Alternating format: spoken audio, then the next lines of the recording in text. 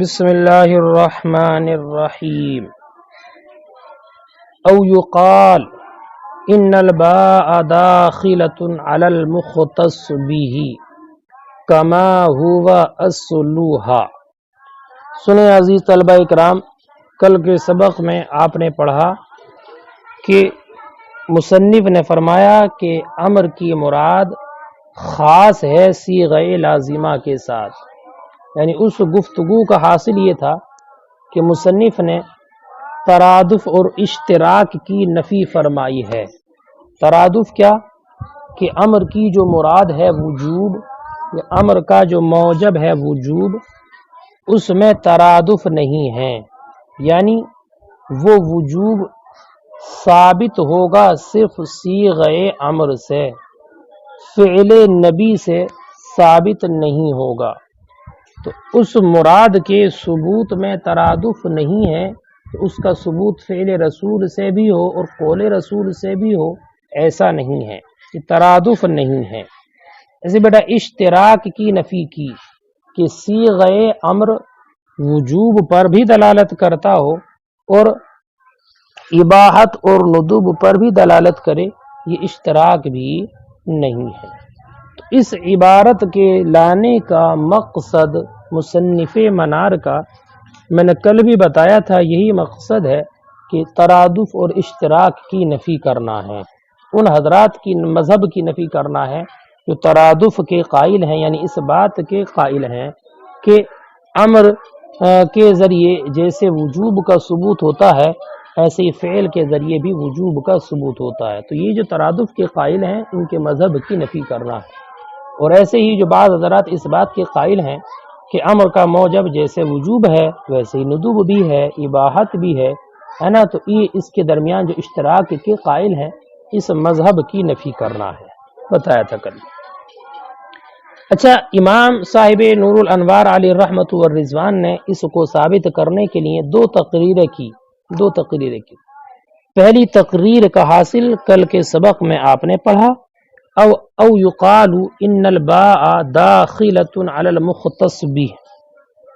او یقال، اس عبارت کے ذریعے مصنف نے اس کی دوسری تقریر جو کی ہے ترادف اور اشتراک کی نفی کرنے کے لیے مصنف نور الانوار نے اس تقریر کا حاصل ذکر فرمایا۔ پہلی تقریر کا حاصل کل آپ پڑھ چکے ہیں، ذہن حاضر رکھنا تاکہ کل والے سبق سے آج والا سبق ممتاز ہو اور سمجھ میں آ جائے۔ سنیں، اس گفتگو کا حاصل یہ ہے کہ یہ جو کہا نا وَيَخْتَصُّ مُرَادُهُ بِصِيغَةٍ لَازِمَةٍ، تو یہاں پر با مختص بھی پر داخل ہو۔ پیچھے یہ کہا تھا با مختص پر داخل ہو، کیا بیٹا؟ با مختص پر داخل ہو، اور یہاں پر یہ کہ با کا دخول مختص بھی پر ہو۔ اور ایک بات یاد رکھنا، با کا مختص بھی پر دخول یہی اصل ہے، مختص بھی پر با داخل ہو یہی اصل ہے۔ اب جب با کا دخول مختص بھی پر ہو تو اب معنی یہ ہوگا کہ مراد امر وجوب جو ہے، مراد امر وجوب یہ مختص ہے، اور صیغہ امر یہ مختص بھی ہے۔ صیغہ امر کیا ہے؟ مختص بھی ہے۔ فرق سمجھ لینا پہلی دوسری تقریر میں۔ پہلی تقریر میں صیغہ امر کو مختص بنایا ہے، وہاں پر با کا دخول کو مختص پر مانا ہے، اور یہاں پر یہ کہا کہ با مختص بھی پر داخل ہو، جیسے کہ اصل بھی یہی ہے کہ با مختص بھی پر داخل ہوتا ہے۔ تو اب امر کی جو مراد ہے وجوب وہ مختص ہوئی، اور صیغہ امر مختص بھی ہوا۔ صیغہ امر کیا ہوا؟ مختص بھی، کیونکہ با کا دخول مختص بھی پر ہے۔ تو امر کی جو مراد ہے وجوب وہ مختص، اور صیغہ امر یہ مختص بھی۔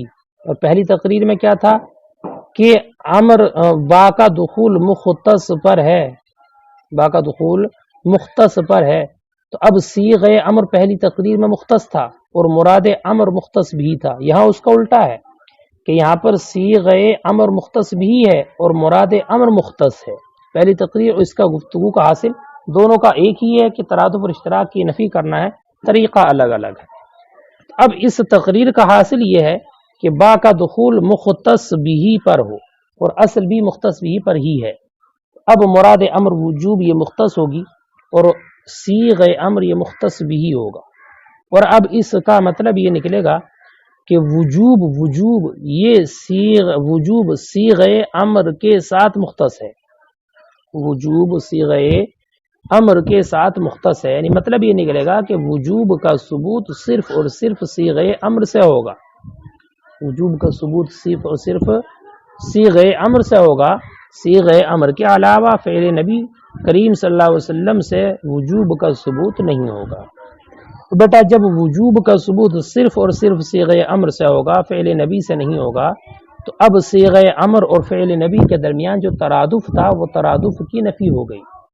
یہ ان حضرات کے مذہب کی نفی ہو گئی جو اس بات کے قائل ہیں کہ جیسے صیغ امر سے وجوب کا ثبوت ہوتا ہے ویسی فعل امر سے بھی فعل رسول سے بھی وجوب کا ثبوت ہوتا ہے. تو اب چونکہ با کو مختص بھی پر داخل مانا اور اب مطلب یہ نکلا کہ وجوب صیغ امر کے ساتھ مختص ہے، تو اب مطلب یہ اس کا سری طور پر نکلا کہ وجوب صیغ امر سے ثابت ہوگا، فعل نبی سے نہیں. یہ فعل نبی سے ثابت نہیں ہوگا تو اب جو ترادف کے قائل تھے ان کے مذہب کی نفی ہو گئی. ٹھیک ہے، اب آگے سنیں. اب ماتن کا جو قول ہے مصنف منار کا، ماتن کا قول لازمہ وَيَخْتَصُّ مُرَادُهُ بِصِيغَةٍ لازمہ. بیٹا لازم کی دو صورتیں ہوتی ہیں، ذرا دھیان حاضر رکھنا. لازم کی دو صورتیں ہوتی ہیں، ایک لازم عام ہوتا ہے اور ایک لازم مساوی. کیا ہوتا ہے لازم عام؟ لازم مساوی. کیا ہوتا ہے لازم عام اور لازم مساوی؟ جیسے مثال سنیں، حیوان انسان کا لازم عام ہے. حیوان انسان کا لازم عام ہے، لازم عام. لہذا حیوان بغیر انسان کے پایا جا سکتا ہے. حیوان بغیر انسان کے پایا جا سکتا ہے، یعنی ایسا ہو سکتا ہے کہ حیوان ہو لیکن انسان نہ ہو، لیکن انسان بغیر حیوان کے نہیں پایا جا سکتا. سمجھ رہے نا؟ لازم عام، لازم عام مگر اس لیے کہ لازم عام بغیر ملزوم کے پا لیا جاتا ہے. سمجھ لینا قاعدے سے اس بات کو، لازم عام بغیر ملزوم کے پا لیا جاتا ہے مگر ملزوم بغیر لازم عام کے نہیں پایا جاتا. تو لازم عام یہی ہے کہ لازم عام بغیر ملزوم کے پا لیا جاتا ہے لیکن ملزوم بغیر لازم کے موجود نہیں ہوتا. جیسے کہ انسان حیوان انسان کا لازم عام ہے، حیوان انسان کا لازم عام ہے، تو حیوان چونکہ لازم ہے اور لازم بغیر ملزوم کے پا لیا جاتا ہے، اس لیے ایسا ہو سکتا ہے کہ حیوان ہو اور انسان نہ ہو، لیکن انسان ملزوم ہے اور ملزوم بغیر لازم عام کے نہیں پایا جاتا. ایسا نہیں ہو سکتا کہ انسان ہو اور حیوان نہ ہو، یہ ممکن نہیں ہے. ٹھیک ہے نا؟ ایسا نہیں ہو سکتا کہ انسان ہو اور حیوان نہ ہو، حیوان نہ ہو. تو انسان بغیر حیوان کے نہیں ہو سکتا. لہذا وجوب یہ ملزوم ہے. یہ کیا؟ وجوب ملزوم ہے. تو وجوب ملزوم ہے اور اس لازم سے مراد لازم عام لے، لازم سے مراد لازم عام لے. تو وجوب چونکہ ملزوم ہے تو ملزوم تو بغیر لازم کے نہیں پایا جائے گا. ملزوم وجوب کا ثبوت تو اسی وقت ہوگا جب لازم ہوگا. تو وجوب جو ملزوم ہے یہ بغیر لازم عام یعنی بغیر صیغ امر کے نہیں پایا جا سکتا. تو وجوب کے ثبوت کے لیے صیغ امر ضروری ہے، لیکن صیغہ لازم عام ہے اور لازم عام بغیر ملزوم کے پا لیا جاتا ہے. تو صیغہ لازم عام ہونے کی وجہ سے بغیر وجوب کے یعنی بغیر ملزوم کے پایا جا سکتا ہے. تو اس سے یہ بات ثابت ہوئی کہ وجوب بغیر صیغے کے ثابت نہیں ہوگا، یعنی فعل سے ثابت نہیں ہوگا، اور جب وجوب فعل سے ثابت نہیں ہوگا تو اس سے بھی ترادف کی نفی ہی ہوگی. بات سمجھ گئے بیٹا؟ کہ با کو مختص بھی پر داخل مانے تب بھی ترادف کی نفی ہوگی، اور اگر لازم سے مراد لازم عام لے لیں تب بھی ترادف کی ہی نفی ہوگی. کیا نفی ہوگی؟ ترادف کی. اس لیے کہ لازم عام بغیر ملزوم کے پا لیا جاتا ہے.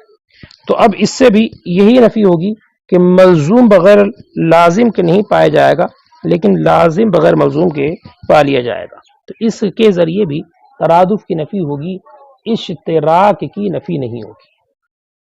اشتراک کی نفی اس سے بالکل بھی نہیں ہوگی.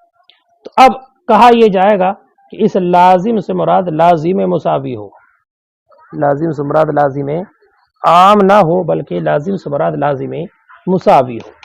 یعنی اب یہ کہا جائے کہ صیغہ یہ لازم ہے اور وجوب یہ ملزوم ہے، صیغہ لازم اور اس وجوب ملزوم، اور لازم بھی لازم مساوی، تو اب دونوں میں مساوات ہوگی، برابری ہوگی. تو اب ایسی صورت میں ترادف اور اشتراک دونوں کی کنایتاً اس سے نفی ہو جائے گی، ترادف کی بھی نفی اور اشتراک کی بھی نفی. اور اس کا حاصل، اس گفتگو کا حاصل کہ دونوں کی نفی ہو جائے یہ ہے کہ لازم مساوی بغیر ملزوم کے نہیں پایا جاتا. لازم مساوی ان میں جانبین سے تلازم ہوتا ہے کہ لازم مساوی بغیر ملزوم کے نہیں ہوگا اور ملزوم بغیر لازم مساوی کے نہیں پایا جائے گا. تو لازم اس وقت ہوگا جب کہ ملزوم ہو اور ملزوم اس وقت ہوگا جب کہ لازم ہو. تو لازم مساوی اور ملزوم دونوں میں مساوات ہوتی ہے، برابری ہوتی ہے، یہ دونوں ایک دوسرے کے بغیر نہیں پائے جائیں گے. مثال سمجھیں، جیسے کہ ناطق، ناطق تو ناطق انسان کا لازم مساوی ہے، ناطق انسان کا لازم مساوی ہے. تو اب بیٹا لازم مساوی پتہ ہے ابھی لازم بغیر ملزوم کے نہیں، ملزوم بغیر لازم کے نہیں، تو ناطق بغیر انسان کے نہیں پایا جا سکتا، ناطق بغیر انسان کے نہیں پایا جا سکتا، اور انسان جو ملزوم ہے یہ بغیر ناطق کے نہیں پایا جا سکتا. سمجھ نہیں؟ جبکہ لازم عام میں اس کے برخلاف ہے کہ لازم عام بغیر ملزوم کے ہو سکتا ہے لیکن ملزوم بغیر لازم کے نہیں ہو سکتا، جیسے کہ حیوان والی مثال بتائی. لیکن لازم مساوی میں دونوں جانب سے ہوتا ہے کہ لازم مساوی بغیر ملزوم کے نہیں ہوگا اور ملزوم بغیر لازم کے نہیں ہوگا، بغیر ملزوم کے نہیں. تو جیسے ناطق انسان کا لازم مساوی ہے تو ناطق بغیر انسان کے نہیں پایا جائے گا اور انسان بغیر ناطق کے نہیں پایا جا سکتا. بالکل بھی نہیں بیٹا اسی طرح وجوب یہ بغیر صیغہ امر کے نہیں پایا جائے گا اور صیغہ امر بغیر وجوب کے نہیں پایا جائے گا، وجوب بغیر صیغے کے نہیں پایا جائے گا اور صیغہ بغیر وجوب کے نہیں پایا جائے گا. یعنی وجوب کا ثبوت ہوگا تو صیغہ امر ضروری ہے اور صیغہ امر جب ہوگا تو وجوب ضروری ہے، دونوں میں تلازم ہے، دونوں میں. لہذا جب وجوب بغیر صیغہ امر کے نہیں پایا جا سکتا، یعنی فعل نبی سے وجوب کا ثبوت ہرگز ہرگز نہیں ہو سکتا، تو اب اس سے ترادف کی نفی ہو گئی کیونکہ وجوب کا ثبوت فعل نبی سے ہو ہی نہیں سکتا ہے. اور جب صیغہ امر بغیر وجوب کے نہیں ہو سکتا، یعنی ایسا ہو ہی نہیں سکتا کہ صیغہ امر کا وجود ہو اور وجوب ثابت نہ ہو، وجوب ثابت نہ ہو، جب ایسا نہیں ہو سکتا تو اب اس سے اشتراک کی نفی ہو گئی، یعنی ان حضرات کے مذہب کی نفی ہو گئی جو اس بات کے قائل ہیں کہ صیغہ امر سے وجوب کا ثبوت ہوتا ہے، اباحت کا بھی ہوتا ہے اور ندوب کا بھی ہوتا ہے. جو اشتراک کے قائل ہیں اباحت وغیرہ کے، ان کی نفی ہو گئی. بہرحال کہنے کا مقصد یہی ہے کہ لازم عام مراد لینے کی صورت میں ترادف کی نفی ہوتی ہے اور اشتراک کی نفی نہیں ہوتی، لیکن لازم مساوی اگر مراد لے لیا جائے تو ایسی صورت میں ترادف اور اشتراک دونوں کی نفی ہو جاتی ہے. تو لازم سے یہاں پر مراد لازم مساوی لینا ہی زیادہ بہتر ہے تاکہ اشتراک اور ترادف دونوں کی نفی صحیح طور پر ثابت ہو سکے.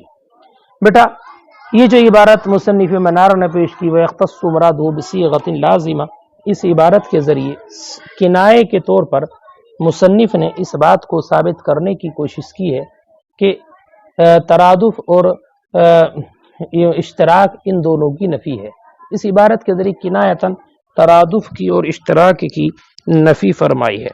اور مصنف نور الانوار ملا جیون علیہ الرحمت والرضوان نے اس اشتراک اور ترادف کی نفی کے دو طریقے ذکر کیے ہیں، اور ان طریقوں میں سے ایک طریقہ آپ نے کل کے سبق میں پڑھا اور ایک طریقہ یہ آج کے درس میں آپ نے سنا.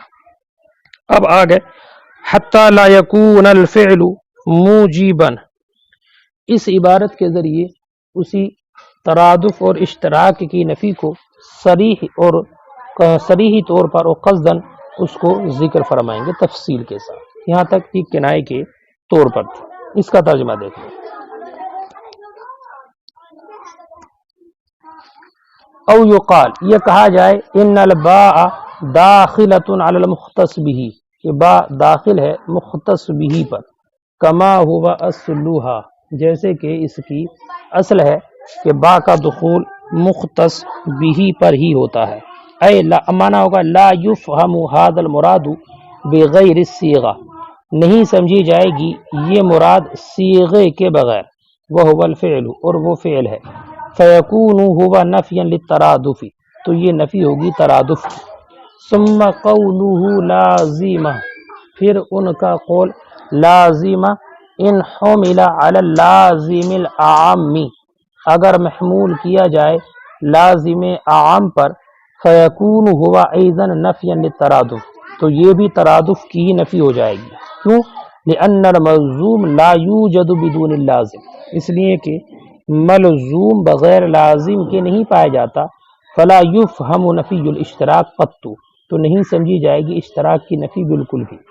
فینبغی ان یحمل اللازم علی اللازم المساوی، تو مناسب ہے کہ محمول کیا جائے اس لازم کو لازم مساوی پر. مانا ہوگا لا یوجد المراد بدون الصیغہ، نہیں پائی جائے گی مراد صیغے کے بغیر. ولا الصیغۃ بدون المراد، اور نہ صیغہ بغیر مراد کے پایا جائے گا. فقد فہم حینئذ نفی الترادف، تو سمجھ لی گئی یہاں پر ترادف کی نفی، والاشتراکی، اور اشتراک کی نفی، جمیعاً دونوں کی نفی، کنایتا، اس میں ملے گی کنایتا.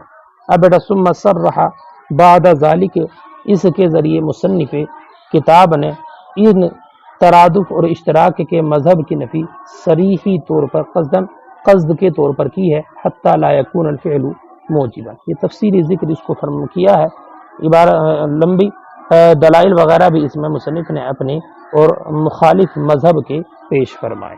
اس کو آپ قاعدے سے سمجھ لیں، ذہن نشین کر لیں اور اس کو یاد کر لیں.